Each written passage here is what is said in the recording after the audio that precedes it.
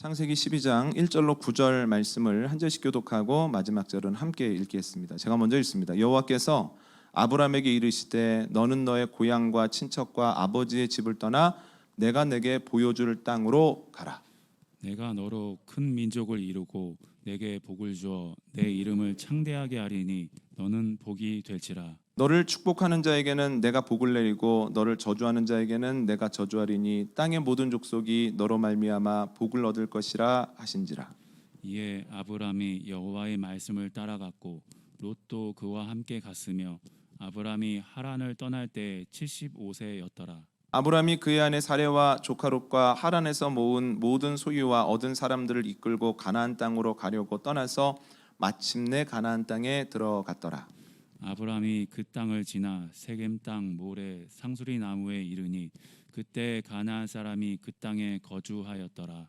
여호와께서 아브람에게 나타나 이르시되 내가 이 땅을 내 자손에게 주리라 하신지라. 자기에게 나타나신 여호와께 그가 그곳에서 제단을 쌓고 거기서 베델 동쪽 산으로 옮겨 장막을 치니 서쪽은 베델이요 동쪽은 아이라. 그가 그곳에서 여호와께 제단을 쌓고 여호와의 이름을 부르더니 함께 읽겠습니다. 점점 점점 남방으로 남방으로 옮겨갔더라. 아멘. 지난주 말씀 정리하겠습니다. 모든 사람은 믿음을 가지고 살아갑니다. 그 믿음은 사람의 행동을 결정하고 그 행동이 모여서 누군가의 인생이 됩니다. 그래서 믿음의 대상, 우리가 무엇을 믿으며 살아가느냐가 참 중요합니다. 아브라함은 눈에 보이는 돈이나 힘이 아니라 눈에 보이지는 않아도 하나님의 말씀을 더욱 강력하게 생각하고 믿고 따랐던 사람입니다. 주님의 말씀을 따르는 것, 그때는 매우 고된 일이었으나 시간이 지나고 보니 그의 믿음과 선택은 옳았습니다. 그는 복을 받았고 또한 복의 근원이 되었습니다. 하나님은 아브라함의 이야기를 통해서 너도 눈에 보이지는 않아도 가장 확실하고 강력한 내 음성을 따르는 사람이 되라, 내 약속을 믿으며 살아라 하고 우리에게 말씀하십니다. 우리가 주님의 음성이 어떤 특징을 가지고 있는지를 알아야 하는데요, 두 가지였습니다. 첫 번째는 하나님이 우리에게 주시는 음성은 우리의 상황과 아주 밀접합니다. 그럴 수밖에 없습니다. 나보다 나를 더 잘 아시는 하나님이 하시는 말씀은 내 상황, 내 기도 제목, 내 눈물과 맞닿아 있을 수밖에는 없다는 거예요. 두 번째 특징은 하나님의 음성은 내 생각을 넘어선다고 하는 겁니다. 우리 대부분이 기도하는 제목은 문제없는 아브람입니다.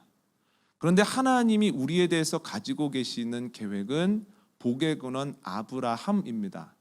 주님의 계획이 우리의 기도 제목을 훌쩍 뛰어넘습니다. 그리고 주님은 계획하신 대로 일을 하십니다. 그래서 주님이 행하시는 일과 그 방법을 보면 지금 우리의 생각과 수준으로는 이해하지 못하는 것들이 꽤 많다는 거예요. 그래서 지금 하나님 하신 일들이 이해 안 되면 주님의 계획은 더 크시지, 그때가 되면 알게 되겠지 하는 믿음을 가지고 그때를 기다려야 된다라고 말씀을 드렸습니다. 이제 오늘 말씀 나누겠습니다. 만약 하나님께서 여러분들에게 오셔서 지금까지 일하던 안정적인 직장을 떠나서 이직해라 라고 말씀하시면 여러분들은 그 말씀에 어떻게 반응을 하시겠습니까? 아마 그 뒤에 이어지는 하나님의 약속이 대부분의 선택을 결정할 겁니다. 첫 번째로 하나님께서 너 안정된 직장을 떠나라, 네가 갈 곳은 지금 있는 곳보다 훨씬 더 좋은 곳이다 라고 말씀하시면 역시 하나님은 나를 사랑하시는구나 하면서 바로 지금의 직장을 떠날 겁니다. 물론 새로운 것에 적응해야 된다라고 하는 부담은 있지만 충분히 그럴 가치가 있다라고 하는 것, 이게 첫 번째고요. 두 번째 경우는 하나님께서 안정된 직장을 떠나라 하시면서 그런데 네가 갈 곳은 지금 있는 곳에 비해 무척 작고 초라하고 또한 돈을 많이 못 주는 곳이다 라고 말씀하시는 경우입니다. 주님께서 이런 말씀을 하시면 믿음의 사람이기 때문에 주님이 말씀하실 때는 무슨 이유가 있겠지, 주님이 말씀하셨을 때는 순종하는 게 맞겠지라고 하면서도 막상 주님의 뜻을 따라 안정된 직장을 떠나는 것이 쉽지 않게 여겨질 겁니다. 대부분은 목회자에게 물어보고 지인들에게 물어보다가 내가 원하는 답을 들었을 때 그래 이거다 하면서 그 사람 때문에 못 떠난다고 이야기하며 주님의 말씀에 순종하지 않을 가능성이 높다는 거예요. 그냥 안정된 곳에 머무는 거죠. 그런데 세 번째 경우는 이것보다 더 어렵습니다. 주님께서 안정된 직장을 떠나라 하시면서 어디로 가야 할지를 정확하게 말씀을 안 해주시는 겁니다.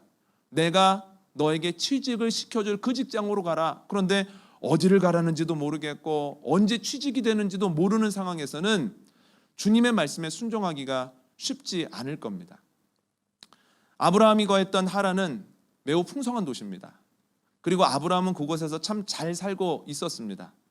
그런데 주님께서 아브라함에게 하란을 떠나 보여줄 땅으로 가라고 하십니다. 예화에 의하면 안정된 곳을 떠나서 어디로 가는지 모르는, 아직은 확정되지 않은 그 무엇인가로 가라는 것을 보면 세 번째 경우, 가장 순종하기가 어려운 경우라는 거예요. 또한 순종할 수 있을까 없을까를 결정하는 가장 중요한 상황 중에 하나가 결혼의 여부입니다. 결혼을 하지 않았다면 움직이는 것이 괜찮을 겁니다. 결혼을 했더라도 아직 자녀가 없다면 움직이기가 수월할 겁니다. 그런데 결혼도 했고 자녀도 있어서 이제 내 결정이 내가 책임지고 사랑하는 사람들에게 많은 영향을 준다면 함부로 안정적인 자리와 직장을 떠나서 어디론가 향한다고 하는 건 어려운 일이라는 거예요. 아브라함은 결혼도 했고 또한 책임져야 되는 식솔들도 적지 않습니다. 그러니 아브라함이 하란을 떠났다라고 하는 것 자체가 굉장한 일이라고 하는 거죠. 우리도 이것을 알기 때문에 75세에 아브라함이 하란을 떠났다라고 하는 것이 우리에게도 굉장히 큰 의미로 다가온다라고 하는 겁니다. 그런데 여러분, 오늘 본문을 잘 읽어보면 오늘 본문에서 우리에게 강조하고 싶은 초점은 그가 75세 때 하란을 떠났다는 것이 아닙니다. 한번 읽어볼까요? 오늘 본문 4절입니다. 시작. 이에 아브라함이 여호와의 말씀을 따라갔고 롯도 그와 함께 갔으며 아브라함이 하란을 떠날 때에 75세였더라. 아멘. 4절을 읽어보면 하란을 떠난 것이 초점이 아니라 하나님의 말씀을 따라간 것이 초점입니다. 그러니까 떠났다라고 하는 것은 하나님의 말씀을 따르는 가운데 일어나는 여러 가지 현상 중에 하나였을 뿐이라는 거예요. 마태복음 4장에 나오는 사건도 이와 비슷합니다. 예수님이 갈릴리 호숫가에서 일하시는 어부들을 보다가 그들을 부르시죠. 따라오너라, 내가 너희를 사람 낚는 어부가 되게 할 것이다. 그러자 어부 4명이 그물을 놓고 배에서 내려 아버지와 그 집을 떠납니다. 그런데 예수님이 그들에게 원하시는 것은 단순한 떠남이 아니었다는 거예요. 너희 떠나야 되겠다 말씀하시는 것이 아니라 너희가 이제부터는 나를 따라와야 되겠다, 나를 따라와 살아야 되겠다, 이렇게 말씀하시는 거죠. 그래서 그들이 그물을 놓고 배에서 내려서 또한 아버지의 집을 떠난 것은 예수님을 따르는 과정 중에 일어난 수많은 일들 중 하나였다라고 하는 겁니다. 여러분, 우리는 떠남 자체를 신앙이고 믿음이라고 생각하지만 성경을 읽어보면 그런 것만은 아닙니다. 반대의 경우도 있습니다. 마가복음 5장을 보면 예수님이 제자들과 배를 타고 호수 건너편 거라사 지방으로 가십니다. 가자마자 더러운 귀신 들려 무덤 가운데 살아가는 사람을 만나시거든요. 그를 고쳐주십니다. 그 안에 있었던 더러운 귀신이 근처에 있었던 돼지떼 2,000마리에게 들어가고 그 돼지떼 2,000마리가 바다로 달려들어가 몰사합니다. 마을 사람들이 이에 대한 소식을 전해 듣고서 이런 일이 또 일어나면 어떡하지? 이러면 우리에게 큰 손해가 나면 안 될 텐데 라는 불안함과 알지 못하는 두려움을 가지고 예수님께 요청을 합니다. 우리 지방에서 좀 떠나주시죠.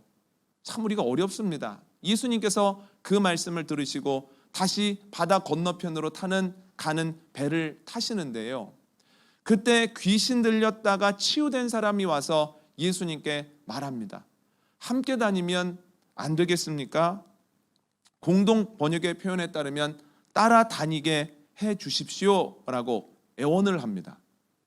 그런데 예수님이 그에게 이렇게 말씀하십니다. 집으로 돌아가 주께서 너에게 얼마나 큰 일을 행하셨는지를 사람들에게 알려라. 그러니까 거라사 지방에 귀신 들렸던 이에게 있어서 믿음 그리고 순종은 떠남이 아니라 머뭄이었다라고 하는 거예요. 그러니까 성경을 보면 떠남도 믿음이지만 머뭄도 믿음입니다. 때때로 은혜를 받은 후 직장을 그만두고 신학을 전공하고 싶다고 하는 청년들을 만나기도 하고요. 또한 내가 열심히 노력했으나 열매가 없이 자꾸만 좌절이 되어질 때 목사님, 이게 하나님의 부르심 아닐까요? 이제는 내 일을 하라고 하는 하나님의 명령 아닐까요? 라고 문의하는 청년들도 종종 만납니다. 이것은 지금의 자리를 떠나는 것이 좋은 신앙이야, 대책이 없다면 더욱더 큰 믿음이야 라고 하는 생각 때문입니다. 그런데 방금 전에도 말씀드렸던 것처럼 성경을 보면 떠나는 것도 큰 믿음이지만 내 삶의 자리에서 버티며 주님이 하신 일들을 사람들에게 전하는 것도 큰 믿음이라는 거예요. 여러분, 거라사 지방에 걸어온 귀신 들렸던 사람은 이미 사람들에게 부끄러운 모습을 다 보였습니다. 그러니까 그에게는 귀신 들렸던 사람, 이상한 사람이라는 낙인이 찍혀 있습니다. 그에게 있어서 떠나는 것이 편하겠습니까? 그 자리에 머물면서 주님이 하신 일을 증거하는 것이 편하겠습니까? 그에게는 차라리 떠나는 게 편하지요. 그런데 주님께서는 그에게 떠나지 말아라. 그 자리에서 버티면서 네가 경험한 내 능력과 은혜를 전하라 라고 명령하셨다라고 하는 거예요. 여러분, 지금 주님께서는 여러분에게 어떤 말씀을 하십니까? 지금 편안하게 느끼는 것에서 떠나라고 말씀하십니까? 아니면 지금 힘겹고 어려워도 지금 자리에서 머물고 버티면서 주님의 영광을 드러내라고 하십니까? 껄끄러운 사람들을 만나는데 그들과 멀리하라고 하십니까? 아니면 그들 안으로 더욱 들어가 복음을 전하라고 하십니까? 다 다르겠죠. 그러나 어떤 음성이 주어지건 간에 주님 말씀하시면 내가 나아가리다, 주님 뜻이 아니면 내가 멈춰서리다, 주님의 음성을 명확하게 듣고 온전하게 순종하는 저와 여러분 되시기를 원합니다. 오늘 본문 5절 이후를 보면 아브라함이 주님의 말씀을 따라 사는 모습을 기록하고 있습니다. 화면에서 보시는 바와 같이 그러는 하란에서 가나안으로 갑니다. 세겜, 그러니까 모래 상수리 나무가 있는 곳에서 제단을 쌓고 머물다가 다시 확대해서 보자면 그 밑으로 내려가 베델과 아이 사이로 갔다가 또다시 남쪽으로 내려갑니다. 여기는 남방이라고 되어 있고 또 어떤 성경 번역본에서는 네게부 광야라고 기록이 되어 있습니다. 저는 오늘 본문의 아브라함의 움직임을 보면서 주님의 음성을 따르는 삶이 어떤 특징을 가지고 있는가 세 가지로 정리를 해봤는데요. 주님을 따르는 삶의 첫 번째 특징은 마침내입니다. 오늘의 본문 중에서 가장 뭉클했던 본문은 5절입니다. 한번 읽어볼까요? 시작. 아브라함이 그의 아내 사레와 조카 롯과 하란에서 모은 모든 소유와 얻은 사람들을 이끌고 가나안 땅으로 가려고 떠나서 마침내 가나안 땅에 들어갔더라. 아멘. 아브라함이 하나님의 음성을 따라갑니다. 하나님이 아브라함을 가나안으로 이끄십니다. 그런데 5절을 보면 아브라함이 가나안에 도착했다 이렇게 무미건조하게 얘기하지 않습니다. 아브라함이 마침내 가나안에 들어갔다 이렇게 이야기를 합니다. 마침내라고 하는 단어를 굳이 사용하는 거죠. 왜냐하면 이것이 아브라함의 여정을 잘 설명해 주기 때문입니다. 마침내라고 하는 단어의 사전적 의미는 어떤 경과가 있은 후 마지막에 이르러입니다. 마침내와 동의어는 결국, 끝내, 드디어가 있습니다. 그러니까 마침내라고 하는 단어를 쓰기 위해서는 어떤 과정, 만만치 않은 경과가 필요하다는 거예요. 그러니까 마침내라고 하는 단어는 무미건조한 단어가 아니라 그 안에는 어려움을 맞서고 이기기 위한 눈물과 땀이 가득 들어있다라고 하는 거죠. 그러니까 아브라함이 마침내 가나안으로 들어갔다라고 하는 문장은 그가 하란을 떠나 가나안으로 도착하는 과정 중에 얼마나 많은 어려움을 겪었는지를 함축하고 있습니다. 크게 두 가지가 어려웠을 겁니다. 첫 번째는 시작이 어려웠을 겁니다. 출발이 어려웠을 겁니다. 사도행전 7장에 나오는 스데반의 설교 때문인지 아니면 우리의 보편적인 상식 때문인지는 몰라도 우리는 아브라함이 하란을 떠날 때 그의 아버지 데라가 이미 소천한 상태다라고 생각하는 경향이 있습니다만 성경을 읽어보면 그렇지 않습니다. 창세기 11장에 나오는 족보를 보면 데라는 70세에 장남 아브라함을 낳습니다. 그리고 205세에 소천합니다. 아브라함은 75세에 하란을 떠나죠. 그걸 좀 정리해 보면 아브라함의 아버지 데라는 70세에 아브라함을 낳았고 아브라함은 75세에 하란을 떠났습니다. 즉 아브라함이 하란을 떠날 때 아버지의 나이가 145세라는 거예요. 소천하시지 않았을 뿐만 아니라 아직도 건강하신 상태라는 거예요. 그러면 아들이 갑자기 안정된 곳을 떠나서 어디론가 가겠다라고 했을 때 아버지가 말리기도 하고 또한 그 말렸음에도 불구하고 결과가 바뀌지 않을 때 마음이 굉장히 힘들어하는 모습을 아브라함이 봤을 것 아닙니까? 그러니까 데라가 소천한 이후에 하란 땅을 떠난 것하고 데라가 소천하기 전에 하란을 떠난 것은 차원이 다른 문제라는 거예요. 그러니까 출발 자체가 쉽지 않았겠구나. 이게 큰 결단이구나 라고 하는 것을 알 수 있고요. 그만큼이나 어려웠던 것은 지속의 문제였습니다. 구약보다 훨씬 더 발전되고 안전한 시대였던 신약 시대의 사도 바울도 선교 여행을 하는 중에 굉장한 어려움을 겪었습니다. 한번 그의 고백을 볼까요? 고린도후서 11장 26절과 27절을 읽습니다. 시작.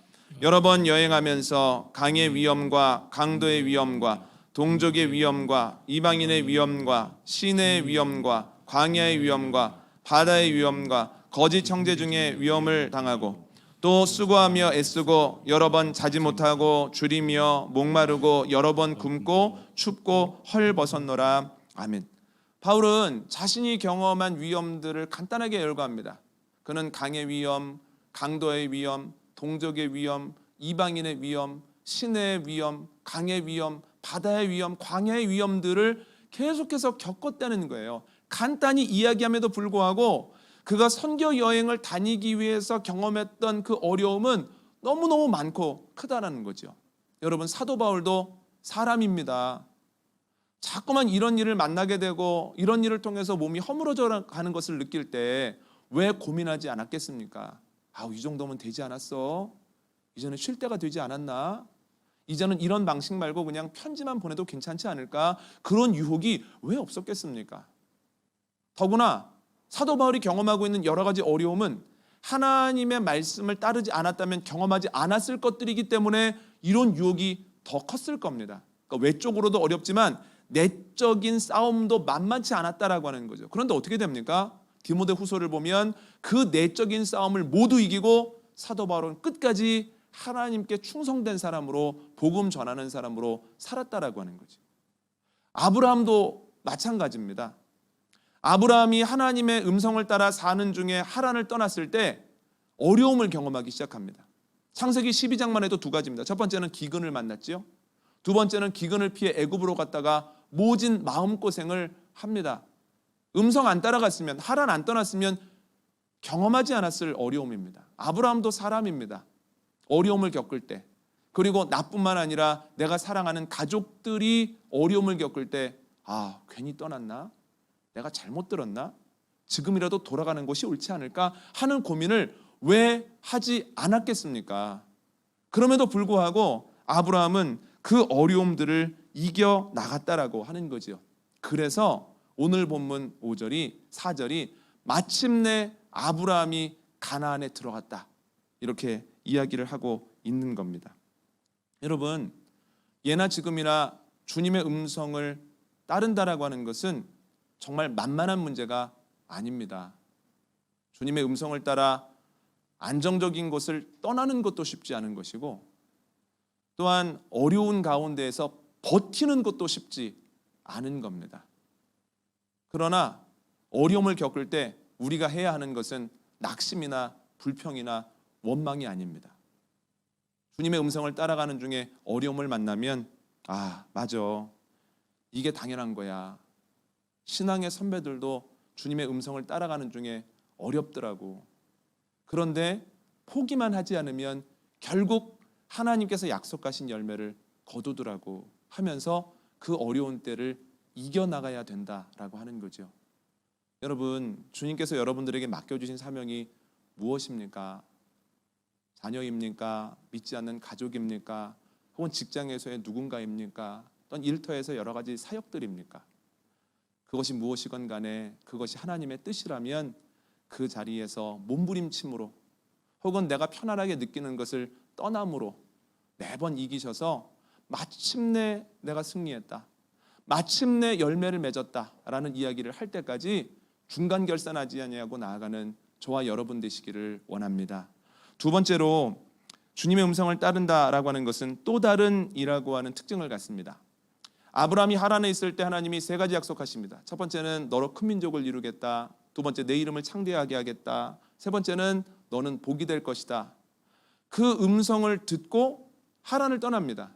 마침내 세겜으로 와서 예배를 드립니다. 그런데 세겜에 도착했을 때 하나님께서 이전에는 하지 않으셨던 약속을 또 하나 주셨다는 거예요. 7절 한번 볼까요? 함께 읽습니다. 시작. 여호와께서 아브라함에게 나타나 이르시되 내가 이 땅을 내 자손에게 주리라 하신지라. 자기에게 나타나신 여호와께 그가 그곳에서 제단을 쌓고. 아멘. 하나님께서는 아브라함에게 새로운 약속, 땅에 대한 약속을 주십니다. 그런데 이 땅에 대한 약속은 자손에 대한 약속만큼이나 아주 중요한 약속입니다. 모세오경의 두 기둥이 자손에 대한 약속과 땅에 대한 약속입니다. 왜냐하면 모세오경의 내용 자체가 하나님이 하셨던 두 가지 약속을 어떤 방식으로 지키셨나를 서술하고 있기 때문입니다. 하나님께서는 야곱과 12아들을 통해서 12지파의 기틀을 놓으시고 애굽이라고 하는 인큐베이터 안에서 이스라엘을 한 민족으로 만들어 가십니다.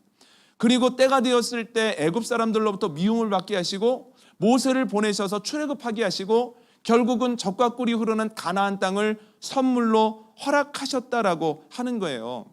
땅에 대한 약속은 자손에 대한 약속만큼이나 크고 놀라운 약속입니다. 아브라함이 하나님의 음성을 따라 세겜으로 마침내 나아가지 않았다면, 떠나지 않았거나 아니면 중간에 이기지 못하고 돌아갔다면 하나님이 나와 내 자손에 대해 가지고 계신 더 놀라운 계획을 듣지 못할 뻔했다라고 하는 거예요. 그런데 주님의 음성을 따라 움직였더니, 힘들 때 포기하지 않고 끝까지 견뎠더니, 그래서 세겜에 들어갔더니 주님이 또 다른 약속을 주셨다라고 하는 거죠. 얼마나 놀라운 일입니까? 여러분, 바울은 2차 선교 여행을 가면서 계획을 세웠습니다. 지도에서 보시는 것처럼 1차 선교 여행지를 먼저 돌아보고 그 일이 완료되면 이번에는 소아시아에 가서 복음을 전하는 겁니다. 처음에는 계획대로 되었습니다. 1차 선교 여행지에서 복음을 전하고 이제 그 다음으로 소아시아에 가서 복음을 전하려고 하는데 자꾸만 뭐가 안 되는 거예요. 그래서 안 되겠다, 비두니아로 올라가서 복음을 전해야 되겠다 하고 생각을 하는데 그 또한 길이 막힙니다. 주님의 음성이죠. 주님께서는 지난주에 말씀드렸던 것처럼 바울의 계획대로 되지 않음, 마음먹은 대로 되지 않음을 통해서 바울과 그의 사역팀에게 말씀하시고 그들을 이끄신다는 거예요. 어쩔 수 없이 서쪽으로 가다가 드로아라고 하는 항구에 도착합니다. 그런데 그곳에서 밤에 하나님이 환상을 통하여 또 바울과 그의 사람들에게 말씀하십니다. 하나님의 음성은 우리가 말로는 설명할 수 없는 방법으로도 주어진다는 거예요. 주님의 음성을 듣고 한 번도 생각해 보지 않았지만 바다를 건너 마게도냐 지방으로 갑니다. 첫 번째 성이 빌립보입니다. 놀라운 것은 빌립보에 갔더니 하나님이 다 준비해 놓으신 거예요. 자세 곶감 장수 루디아를 통해서 먹을 것, 입을 것, 생활할 모든 것들을 제공해 주십니다. 신나게 사역을 하는데요. 그리고 사역의 열매가 맺혀지기 시작하는데 하나님께서는 또 누군가에게 미움받게 하셔서 그들이 옮기게 하시는데요. 데살로니가로 옮기게 하시고 또다시 베레아로 가게 하시고 또 아덴으로 가게 하시고 또 나중에는 아가야의 수도인 고린도까지 가게 하셨다라고 하는 거예요. 지금 바울은 여러 가지 방법으로 주시는 주님의 음성을 따라 움직이고 있습니다. 그랬을 때 알게 된 게 뭐냐면 내가 생각하는 것보다 하나님의 계획이 더 컸구나. 나는 알지 못했지만 하나님의 마음이 여기까지 이르렀구나라고 하는 것을 알게 된 거죠. 화면을 보십시오. 바울이 2차 선교 여행을 가면서 꿈꿨던 것은 딱 이만큼입니다. 이 정도면 참 좋겠다. 내 계획대로만 된다면 이 정도는 복음을 전할 수 있겠다.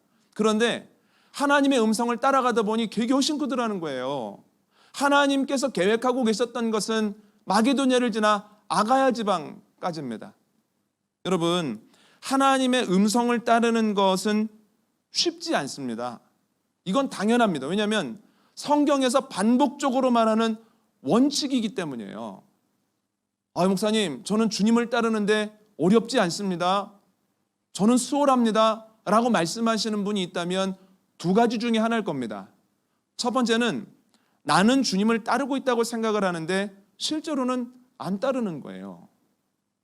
나는 주님의 사람이라고 생각하는데 하나님이 보시기에도 하나님의 사람 아니고 사람들이 보기에도 하나님과 무관하고 특별히 나랑 가장 가까이 있는 배우자나 자녀들이 보기에는 내가 믿음의 사람이야, 주님 뜻대로 살아가고 있어 라고 이야기할 때 코웃음을 친다면 나는 그렇게 생각해도 나는 하나님의 사람 아닌 거죠. 이런 경우에는 수월합니다. 이런 경우에는. 두 번째 경우는 주님을 따르면서 어려움을 겪지만 주님을 따르는 가운데에서 경험하게 되는 하나님의 능력과 또한 하나님과 맺게 되어지는 더 깊은 인격적인 관계가 내가 주님을 따르는 가운데에서 느끼는 고됨을 덮고도 남음이 있는 경우다라고 하는 거죠. 여러분 어떠십니까? 주님을 따르는 것이 고되십니까? 아니면 고되지 않으십니까? 고되지 않다면 주님을 따르지 않는 것인지, 아니면 주님과 함께하며 느끼는 기쁨이 그 고됨을 덮고도 남음이 있는 것인지를 점검해 보시기를 바랍니다. 저는 이 자리에서 함께 예배하고 설교를 듣는 모든 이들이 마지막 후자가 되었으면 좋겠습니다. 주님을 열심히 따라가는 것 쉬운 일은 아니지만 그러나 그 과정 중에서 또 경험하게 되는 하나님의 능력, 또 맺게 되는 하나님과의 깊은 인격적인 관계가 그 모든 어려움들을 덮고도 남음이 있구나, 너무 행복하다, 내가 신앙생활하기를 너무 잘했다라고 하는 고백이 저와 여러분에게 있기를 원합니다. 저희보다 수천 년 전에 이 고백을 한 사람이 있습니다. 시편 4편 7편 읽겠습니다. 시작. 주께서 내 마음에 두신 기쁨은 그들의 곡식과 새 포도주가 풍성할 때보다 더하니이다. 아멘. 이 고백이 저와 여러분의 고백 되어지기를 원합니다. 세 번째 특징은 또다시입니다. 한번 내용을 정리해 볼까요? 아브라함이 음성 듣고 하란을 떠납니다. 출발도 어려웠고 지속도 어려웠지만 결국은 마침내 끝내 드디어 가나안 땅 세겜에 들어갑니다. 모래 상수리 나무에서 주님께 예배를 합니다. 주님께서는 또 다른 약속을 허락해 주십니다. 그러면 거기서 머물러 살 것 같은데 그렇지 않다라고 하는 거예요. 8절과 9절 읽어볼까요? 시작. 거기서 베델 동쪽 산으로 옮겨 장막을 치니 서쪽은 베델이요 동쪽은 아이라. 그가 그곳에서 여호와께 제단을 쌓고 여호와의 이름을 부르더니 점점 남방으로 옮겨갔더라. 아멘. 아브라함이 우르에서 하란을 가고 하란에서 가나안으로 들어왔죠. 그런데 세겜에 머물러 살지 않고 세겜에서 베델과 아이 사이로 내려가고 다시 남방 네게부 지역, 광야 지역으로 나아가기 시작합니다. 왜 자꾸 움직이지? 하는 궁금증이 들었습니다. 생각해보니 아브라함이 하란을 떠나 세겜에 간 것은 아브라함의 임의적인 결정이 아니라 하나님의 명령이었습니다. 음성에 대한 순종이었죠. 그러니까 여기까지 온 것도 하나님의 음성을 따라온 거예요. 그러면 그가 가나안 땅 안에서 움직이는 것도 하나님의 음성을 따라간 겁니다. 그러니까 아브라함이 왜 움직이지? 라고 물으면 안 되고 왜 하나님이 아브라함을 세겜에 머물게 하지 않으시고 세겜에서 베델과 아이 사이로 떤 그 밑에 남방 지역으로 옮기라고 명령하실까라고 물어봐야 된다라고 하는 거예요. 왜 자꾸 옮기게 하실까요? 왜 머물지 않게 하실까요? 왜냐하면 그렇게 계속해서 움직여야만 그가 믿음의 조상이 차츰차츰 되어가기 때문입니다. 한 번 음성을 듣고 하란을 떠난 것만으로 믿음의 조상 될 수는 없는 거다라고 하는 거예요. 예전에 사역했던 교회에 강력한 영성 프로그램이 있습니다. 3박 4일 정도 함께 기도하고 함께 프로그램을 하다 보면 사람들의 눈빛도 바뀌고 안에 있는 상처도 서로 나누고 또한 기도하는 가운데 많은 결단을 합니다. 그럼 눈빛이 달라지시거든요. 그리고 그분이 그 다음 주, 그 다음 주에 보면 교회 예배 참여하는 시간도 달라지고 예배 참여하는 모습도 달라지고 또한 여기저기에서 사역을 하는 모습이 보이기 시작합니다. 그런데 이게 웬일입니까? 6개월 정도가 지나면 거의 제자리를 찾아가십니다. 봉사의 자리에 보이시던 분들이 보이지 않고 예배의 자리에 눈이 반짝반짝 하셨던 분들이 예전과 같이 눈에서 빛을 잃어버리시는 경우가 거의 많다고 하는 거예요. 왜 그럴까요? 한 번 큰 은혜 받은 것을 가지고는 사람이 변할 수 없기 때문입니다. 시간이 가면서 그 은혜가 소멸되기 마련이죠. 그래서 갈라디아서에서도 데살로니가 전서에서도 성령을 소멸하지 말며 이런 말이 나오지 않습니까? 소멸하지 말라라고 하는 것은 한 번 받은 성령이 쭉 유지되는 것이 아니라 소멸되어지는 성격을 가지고 있기 때문에 소멸하지 말라고 하는 것 아니겠습니까? 그래서 소멸하지 않고 끝까지 하나님의 사람으로 살아가는 방법이 뭘까요? 소멸되기 전에 주님의 은혜를 또 경험하는 겁니다. 소멸되기 전에 주님의 은혜가 어떤 것인지 또 이어가는 겁니다. 은혜 위에 은혜, 은혜 위에 은혜가 계속되어질 때 그 사람이 하나님이 기뻐하시는 믿음의 사람으로, 믿음의 조상으로, 예수 그리스도의 형상으로 닮아가게 된다라고 하는 겁니다. 하란을 떠나는 단 한 번의 결단이 아니라 그 결단도 놀라운 것이었지만 그러나 삶의 자리에서 조금씩 세겜에서 베델 가듯이 베델에서 남방으로 옮겨가듯이 또한 남방에서 어디를 가는 그 작은 믿음과 결단 그리고 은혜의 경험을 통하여서 변하게 된다라고 하는 겁니다. 여러분 이번 한 주간도 주님의 음성을 듣고 주님의 명령에 순종하고 주님은 과연 그런 분이구나 은혜의 주님이시구나 라고 하는 것을 경험함으로 나도 알지 못하는 사이에 점점 주님의 형상을 닮아가고 나도 깨닫지 못하는 사이에 점점 그리스도의 분량으로 성장해 나가는 은혜가 저와 여러분에게 있기를 원합니다. 오늘 말씀 정리하겠습니다.